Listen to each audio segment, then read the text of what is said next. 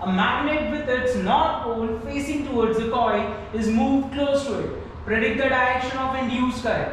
So सबसे पहले हम बात करते हैं कि इलेक्ट्रोमैग्नेटिक इंडक्शन क्या है।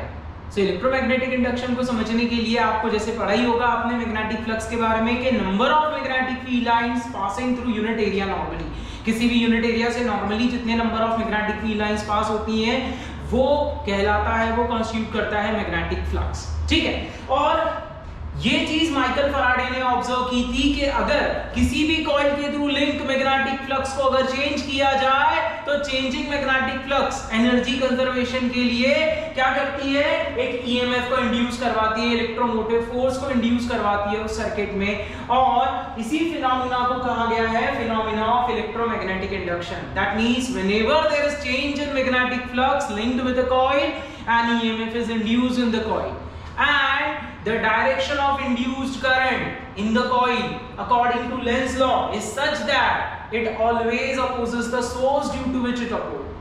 ठीक है, देखो यहाँ पे क्या बताया गया कि जो rate of change in flux है इसके ऊपर कौन डिपेंड करेगा, इंड्यूस ईएमएफ। मतलब जितना ज्यादा फ्लक्स चेंज का रेट होगा उतना ही ज्यादा इंड्यूस ईएमएफ होगा, जितने ज्यादा number of circular turns per unit length होंगे कॉइल में उतना ही ज्यादा EMF इंड्यूस होगा। और इन दोनों फैक्टर्स को मर्ज करके हम लिख सकते हैं E is proportional to N del phi by del T, और जब प्रोपोर्शनलिटी हटाया गया और इक्वलिटी का साइन लगाया गया तो एक कांस्टेंट इंट्रोड्यूस हुआ व्हिच इज माइनस साइन।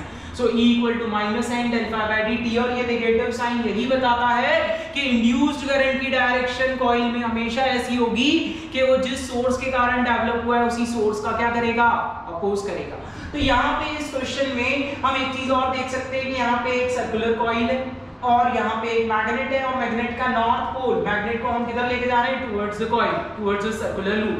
तो ये कॉइल क्या करेगा, ये सर्कुलर लूप क्या करेगा, मैग्नेट के मोशन का अपोज करेगा। And in order to oppose the direction of motion of the magnet, इस फेस को, राइट फेस को कौन सी पोलैरिटी एक्वायर करनी पड़ेगी, डेफिनेटली नॉर्थ पोलैरिटी।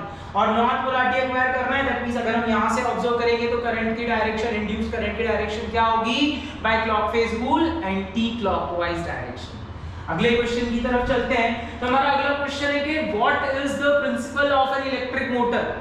वैसे तो इलेक्ट्रिक मोटर का कंस्ट्रक्शन और वर्किंग आपको नहीं पूछी जाएगी, बट आपको इसका वर्किंग प्रिंसिपल पता होना चाहिए और स्प्लिट रिंग का फंक्शन पता होना चाहिए कि स्प्लिट रिंग क्या काम करती है एक इलेक्ट्रिक मोटर में। तो ये एक स्कीमेटिक डायग्राम है एक इलेक्ट्रिक मोटर का। इसमें देखो ये एक तरफ नॉर्थ है एक तरफ साउथ है, दैट मींस एक ही मैग्नेट के ये दो पोल्स हैं, नॉर्थ एंड साउथ। यहाँ पे एक रेक्टेंगुलर आर्मेचर कॉइल यूज की गई है ABCD, और इस कॉइल के एंड A को सोल्डर किया गया है रिंग R1 से, एंड D को सोल्डर किया गया है रिंग R2 से।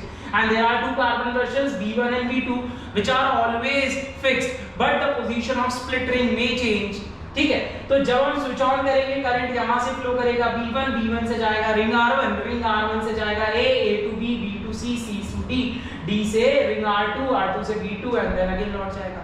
तो वर्किंग प्रिंसिपल क्या है इलेक्ट्रिक मोटर का, कि जब भी एक करंट कैरिंग कंडक्टर को आप मैग्नेटिक फील्ड में रखोगे तो उस करंट कैरिंग कंडक्टर के ऊपर एक फोर्स एक्ट करेगा, और उस फोर्स की डायरेक्शन हम फ्लेमिंग्स लेफ्ट हैंड रूल से प्रेडिक्ट करते हैं, जैसा कि मैंने पिछले क्वेश्चन में भी आपको समझाया था।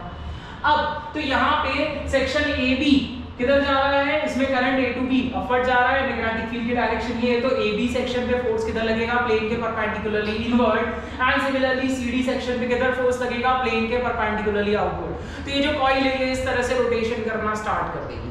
तो जब ये कॉइल का हाफ रोटेशन होगा तो आफ्टर हाफ रोटेशन रिंग्स अपने कॉन्टैक्ट्स को एक्सचेंज कर लेगी। तो अब D यहाँ आ जाएगा, C यहाँ होगा, B यहाँ पे और A यहाँ पे, एंड R2 यहाँ, R1 यहाँ, बट B1 B2 की पोजीशंस फिक्स्ड रहेगी। तो जब अब करंट की डायरेक्शन यहाँ पे कैसे फ्लो करेगी, अब इस कॉइल में करंट की डायरेक्शन होगी DCBA। तो स्प्लिट रिंग का फंक्शन क्या है कि हर हाफ रोटेशन के बाद आर्मेचर कॉइल में करंट की डायरेक्शन को रिवर्स कर देगा। ठीक है, और इलेक्ट्रिक मोटर के एप्लीकेशंस आप डे टू डे लाइफ में बहुत सारे देख सकते हैं, जैसे fan, washing machine, mixer grinder, these all are certain applications of electric motor. Now let us move to the next question. तो हम हमारे अगले क्वेश्चन में देखते हैं कि explain different ways to induce current in a coil, कि किसी भी कॉइल में करंट इंड्यूस करने के मेथड क्या हो सकते हैं। तो जैसा कि मैंने आपको पिछले क्वेश्चन में भी बताया था कि अगर हम मैग्नेटिक फ्लक्स चेंज करेंगे तभी किसी भी कॉइल में ईएमएफ को इंड्यूस करवाया जा सकता है। तो मैग्नेटिक फ्लक्स का फॉर्मूला क्या है, phi equal to BA cos theta. That means कि अगर हमें फ्लक्स चेंज करवाना है, क्योंकि इंड्यूस्ड ईएमएफ क्या होता है minus N del phi by del T. तो अगर हमें यहाँ पे क्या करवाना है, फ्लक्स चेंज करवाना है, तो अलग अलग वेज हो सकते हैं। या तो आप कंटिन्यूअस एक वेरी मैग्नेटिक फील्ड में किसी भी कॉइल को रख दो, तो मैग्नेटिक फील्ड की स्ट्रेंथ चेंज करेंगे तब फ्लक्स चेंज होगा, और फ्लक्स चेंज होगा तो ईएमएफ इंड्यूस होगा। या फिर आप ऐसा भी कर सकते हो कि कॉइल को मैग्नेटिक फील्ड को फिक्स रखो और कॉइल को कंटीन्यूअस रोटेशन दो। तो जब आप कॉइल को कंटीन्यूअस रोटेशन दोगे तो इफेक्टिव एरिया जो कॉइल का मैग्नेटिक फील्ड के लिए एक्सपोज्ड है वो इफेक्टिव एरिया चेंज होगा, और अगर इफेक्टिव एरिया चेंज हो रहा है तो मैग्नेटिक फील्ड में चेंजेस के कारण क्या होगा, मैग्नेटिक फ्लक्स चेंज होगा, और फ्लक्स चेंज होगा तो ईएमएफ इंड्यूस होगा। अब या तो इन सभी फैक्टर्स को एट अ टाइम चेंज करते जाओ तब आप ईएमएफ को इंड्यूस करवा सकते हो। अब अगर हम हमारे नेक्स्ट क्वेश्चन की तरफ चले तो नेक्स्ट क्वेश्चन है what are the various ways in which one can increase the magnetic field strength of a circular current carrying conductor. जैसा कि आपको यहाँ पे दिखाई दे रहा है कि हमने यहाँ पे क्या किया है, एक कार्डबोर्ड लिया है और एक वायर को कार्डबोर्ड में होल करके इस तरह से पास किया है such that semi circular wire is above the cardboard and rest of the semi circular wire is below the cardboard. इस वायर के एंड को आपने एक बैटरी से कनेक्ट कर रखा है और एक स्विच से कनेक्ट कर रखा है। तो when we switch on the circuit तो इस कॉइल में करंट का फ्लो होगा, और जब करंट का फ्लो होगा तो by right hand thumb rule देखो यहाँ पे करंट इस लेफ्ट सेगमेंट में अपवर्ड डायरेक्शन में जा रहा है तो मैग्नेटिक फील्ड लाइंस कैसी मिली, इस तरह से मिली। और यहाँ पे जब करंट इस तरह से जा रहा है डाउनवर्ड डायरेक्शन में तो मैग्नेटिक फील्ड लाइंस आपको कैसी मिल रही है, क्लॉकवाइज। तो जब करंट अपवर्ड डायरेक्शन में जा रहा था तो मैग्नेटिक फील्ड लाइन मिली थी एंटी क्लॉकवाइज, और जब डाउनवर्ड डायरेक्शन में जा रहा है तो मैग्नेटिक फील्ड लाइंस मिल रही है क्लॉकवाइज। अब बारी आई कि आखिर इसकी magnetic field strength, circular current carrying conductor की मैग्नेटिक फील्ड स्ट्रेंथ कौन से फैक्टर्स पे डिपेंड करेगी, तो फर्स्ट फैक्टर है करंट। अगर आप करंट की वैल्यू बढ़ा दोगे तो मैग्नेटिक फील्ड लाइन की जो डेंसिटी है ये बढ़ जाएगी और साथ में मैग्नेटिक फील्ड स्ट्रेंथ बढ़ जाएगी।